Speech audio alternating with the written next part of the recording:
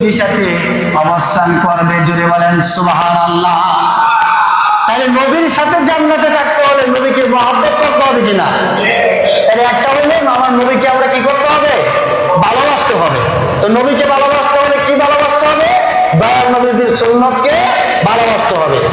আরেকটা হাদিস আমি আপনাদেরকে শোনাচ্ছি, আর কি আপনারা ভালোবাসতে হবে। মান আহাব্বা ফাকাদ আহাব্বানি।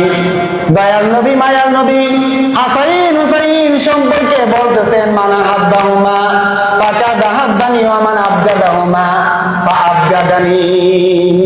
হাসান হুসাইন রাদিয়াল্লাহু তাআলা আনহুমা তাদের ব্যাপারে দয়াল নবী মায়ার নবী বলেছেন যে হাসান হুসাইনকে ভালোবাসবে সেজন্য আমি নবীকে ভালোবাসি। জোরে কোন সুবহানাল্লাহ। তাহলে নবীকে ভালোবাসতে দয়াল নবীর সুন্নতকে ভালোবাসতে হবে, আর আহলে বায়াত পাক পাঞ্জাতনকে ভালোবাসতে হবে, হাসান হুসাইনকে ভালোবাসতে হবে। ঠিক না বেঠিক? অর্থাৎ কোরআন এবং হাদিসের মধ্যে যত বিধান রয়েছে, কোরআন এবং হাদিস আমাদের দয়াল নবীজি আমাদের জন্য রেখে দিয়ে গেছেন। নবীজি বলেছেন তারাক্তু বিল আমরাইন, হে আমার উম্মত দুইটা জিনিস তোমার জন্য আমি রেখে দিয়ে গেলাম, একটা হইল কোরআন আর একটা হইল আমার দেওয়া বিধান সুন্নাত হাদিস সমূহ। জোরে কন্যা সুবহানাল্লাহ। যতক্ষণ পর্যন্ত তোমরা কোরআন এবং সুন্নাতকে আঁকড়িয়ে ধরবে ততক্ষণ তোমরা পথ ভ্রষ্ট হবে না। জোরে কন্যা সুবহানাল্লাহ। তাহলে মুহররম, এখানে কারবালার হৃদয় বিদারক ঘটনা জড়িত আছে। হাসান হুসাইন সম্পর্কে আমার দয়াল নবী বলেছেন, হাসান হুসাইনকে যারা ভালোবাসবে সে আমি নবীকে ভালোবাসে, আর যে হাসান হুসাইনকে ভালোবাসে না সে আমি নবীকে ভালোবাসে না। তাইলে হাসান হুসাইনকে ভালোবাসতে হবে কিনা? যদি তাদের সাথে কোনো দুশ্মনী থাকে তাহলে আল্লাহ নবীর ভালোবাসা তারা লাভ করবে না। আর আল্লাহ নবীর ভালোবাসা লাভ না করা মানে কি? ঈমান থেকে দূরে চলে যাওয়া, বেঈমান হয়ে যাওয়া। জোরে কন্যা নাউজুবিল্লাহ।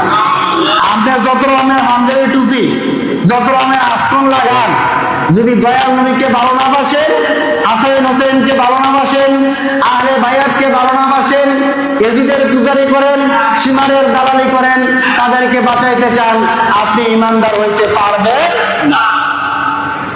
প্যারে হাজিরিন, আমার আল্লাহ রাব্বুল আলামিন পবিত্র কুরআনুল কারীমের মধ্যে ঘোষণা করে দিয়েছেন, ইয়া আইয়ুহাল্লাযীনা আমানু হাল আদুল্লুকুম আলা তিজারাতিন তুনজিকুম মিন আযাবিন আলীম। হাল আদুল্লুকুম, আমি কি তোমাদেরকে শিক্ষা দেব না? আলা তিজারাতিন, একটা ব্যবসা, যে ব্যবসাটা করলে তুনজিকুম মিন আযাবিন আলীম, তোমরা জাহান্নামের কঠিন আযাব থেকে বাঁচতে পারবে। জোরে বলুন সুবহানাল্লাহ। এই ব্যবসাটা কি? এই ব্যবসার সম্পর্কে বলা হচ্ছে তুমিনুনা বিল্লাহ। ব্যবসার প্রথম কাজ হলো তোমরা আল্লাহর প্রতি বিশ্বাস স্থাপন করবে। জোরে বলুন সুবহানাল্লাহ। আল্লাহকে বিশ্বাস করতে হবে, ওয়া রাসূলিহি, এবং তার রাসূলকে বিশ্বাস করতে হবে, ওয়া তুজাহিদুনা ফি সাবিলিল্লাহ, এবং আর কি করতে হবে? আল্লাহর রাস্তায় জিহাদ করতে হবে। আচ্ছা, আপনাদের কাছে প্রশ্ন, ইমাম হাসান হুসাইন রাদিয়াল্লাহু তাআলা আনহুমা তারা কি নিজের জানের মায়া করেন না আল্লাহর রাস্তার মায়া করেন? আল্লাহর রাস্তার মায়া করেন কিনা? আল্লাহ রাসূলকে ভালোবাসেন কিনা? জোরে বলেন না সুবহানাল্লাহ। কিছু লোকে বুঝাইতে লাগলো, এজিদের যে পাওয়ার, এজিদের যে শক্তি, এখন যদি তুমি এজিদের বিরুদ্ধে কথা কও, এজিদের বায়াত গ্রহণ না করো, আর যদি রাজা মনে না করো, আর তুমি যদি নিজেকে প্রজা মনে না করো, বোঝানোর জন্য বলছি, যদি বায়াত গ্রহণ না করো, নিজেকে যদি সত্য মনে না করো, এজিদের কাছে যদি নিজের জীবনকে বিলাইয়া না দাও, তাহলে তো এজিদ তোমাকে মাইরা ফেলবে। জোরে কন্যা নাউজুবিল্লাহ মিন যালিক। ইমাম হাসান হুসাইন রাদিয়াল্লাহু তাআলা আনহুমা তারা কি মৃত্যুর পরোয়া করে? তারা কি ন্যায়ের লোক না অন্যায়ের লোক?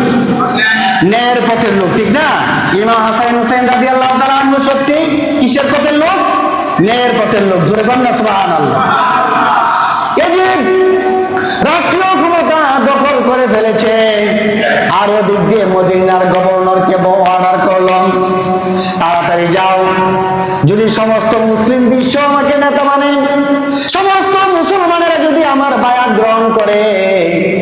কিন্তু দয়াল নবীজির নাতি ইমাম হাসাইন হুসাইন, বিশেষ করে হুসাইন যদি আমার কথা না শুনে, আমার বায়াত গ্রহণ না করে, তাহলে তো আমি এজিদের রাজত্বের কোনো দাম নাই।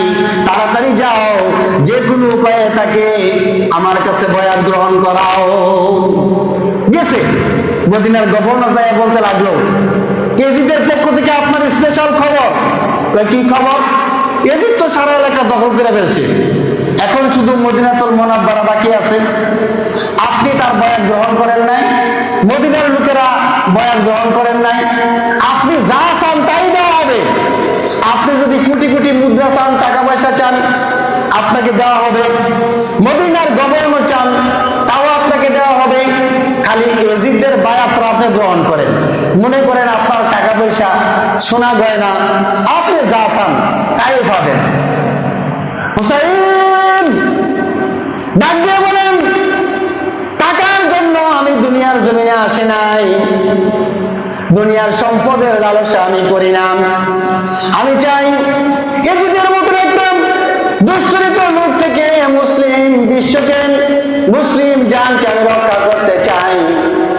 কুফাবাসী থেকে হাজার হাজার চিঠি আমার কাছে আসছে, 1 লক্ষ লোকের মতো কুফায়, যারা এখনো এজিদকে খলিফা গ্রহণ করে নাই।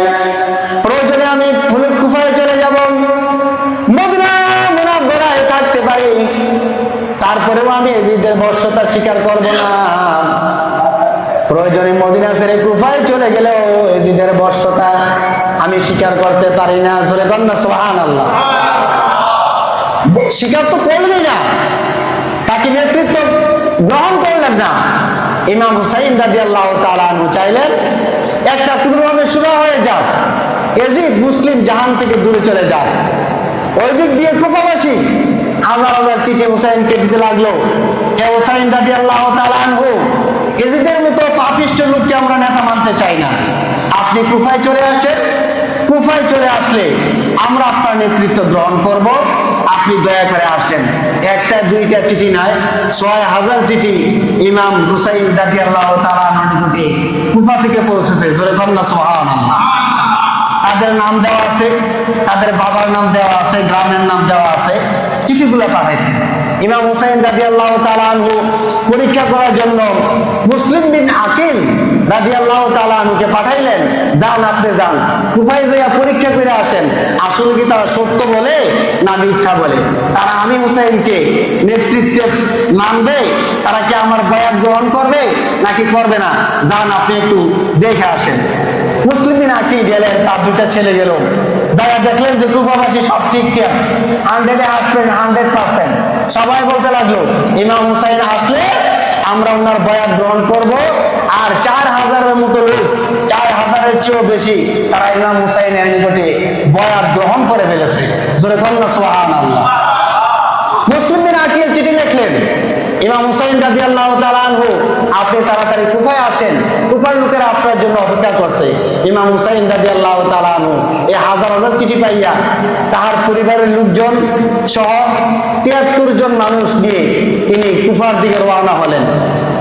তিনি যুদ্ধের জন্য যান নাই, তিনি ধ্বংসযজ্ঞের জন্য যান নাই, কুফাবাসীর আমন্ত্রণে যাইতেছেন। কারবালার প্রান্তরে যখন গেলেন, আর এজিদ বাহিনী তাকে ঘেরাও করে ফেলল। ঘেরাও করার পরে তিনি বলতে লাগলেন, ও আমার নানার উম্মতেরা শুনুন, তোমাদের মধ্যে কি একজন লোক ইমানদার নাই? তোমাদের মধ্যে কি একজন আমার নানাকে ভালোবাসো না?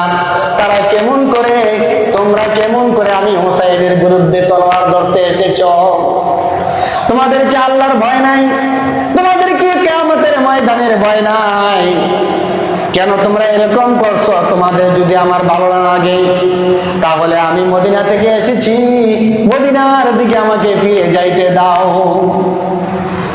এবার তারা মনে মনে ভাবলো, মদিনায় যদি ইমাম হুসাইনকে পাঠিয়ে দেয়, তাহলে তো আমরা এজিদের সম্মান লাভ করতে পারবো না। যদি হুসাইনকে মারতে পারি, যা হুসাইনকে ধরে এজিদের নিকটে নিয়ে যেতে পারি, তাহলে না আমাদের সম্মান বাঁচবে। তারা ইমাম হুসাইনের কথাকে কর্ণপাত করলো না। সেখানে ইমাম হুসাইনের ফতোয়া হয়ে গেল যে তোমাদের মধ্যে কি একজন ইমানদার নাই? তোমাদের মধ্যে কি একজন আল্লাহওয়ালা নাই? তোমাদের মধ্যে কি একজন ইমাম হুসাইন হাসান আহলে বায়াতের ভালোবাসার লোক নাই। তাহলে এই কথা বলার পরে বুঝে গেল কি, যারা কারবালার প্রান্তরে হাসান হোসেনের বিরুদ্ধে গিয়েছে, কারবালার প্রান্তরে হাসান হোসেনকে শহীদ করার জন্য গিয়েছে, কারবালার প্রান্তরে হোসেন রাদিয়াল্লাহু তাআলার উপরে অস্ত্র চালানোর জন্য চেষ্টা করেছে, তারা কখনো ইমানদার হইতে পারে না। হোসেন রাদিয়াল্লাহু তাআলা থেকে ইয়াজিদ বাহিনী ষড়যন্ত্র করে আগেই শাহাদাত করে দিয়েছে। তো হোসেন রাদিয়াল্লাহু তাআলার আগে হাসানকে যারা শাহাদাত করেছে, তখন থেকেই তো ইয়াজিদ বাহিনী কি নয়, ইমানদার নয়, আহলে বায়াতের শত্রু। নাহলে তো হাসান রাদিয়াল্লাহু তাআলা আনহুকে তারা বিষ পান করাইয়া হত্যা করতে পারতো না। তো হাসান রাদিয়াল্লাহু তাআলা আনহু, হুসাইন রাদিয়াল্লাহু তাআলা আনহু